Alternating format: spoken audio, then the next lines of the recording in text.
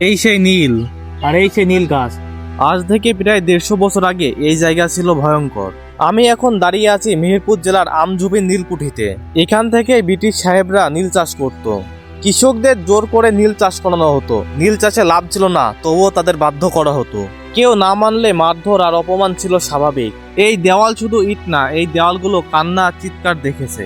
এই অত্যাচার একদিনও থেমে থাকেনি। এখান থেকে জন্ম নেয় নীল বিদ্রোহ। কৃষকরা সাহস করে বলে, আর না, এই অত্যাচার আর আমরা মানতে পারবো না।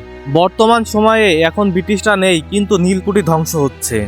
এই নীলকুঠি শুধু ইট পাথরের গল্প না, এটি আমাদের আত্মসম্মান ও ইতিহাসের একটি গল্প। এই সেই ডাকবাহী কবুতর ঘর। আগে যখন তথ্য প্রযুক্তি ছিল না, তখন চিঠি প্রদানের জন্য এই কবুতর ব্যবহার করতো। এক জায়গা থেকে আরেক জায়গায় চিঠি পৌঁছানোর জন্য এই কবুতরকে ব্যবহার করা হতো। ইনশাল্লাহ আমরা সবকিছু জানাবো আপনাদের এই ভিডিওতে।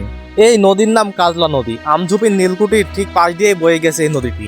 আমার পিছনে দেখতে পাচ্ছেন কাজলা নদী। রবার্ট ক্লাইভ এবং তার দোসররা এই পথ দিয়ে চলাচল করতো নৌকাবাহীতে।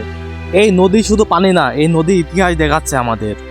আর নীলকুঠির বাইরে আছে কয়েকটি বড় বড় গাছ। এগুলো শুধু গাছ নয়, এগুলো হলো ইতিহাসের সাক্ষী। তো নতুন নতুন ভিডিও পেতে আমাদের পেজটিকে ফলো করে রাখুন। তো আশা করি সকলে ভালো থাকবেন। সকলকে জানাই আল্লাহ হাফেজ।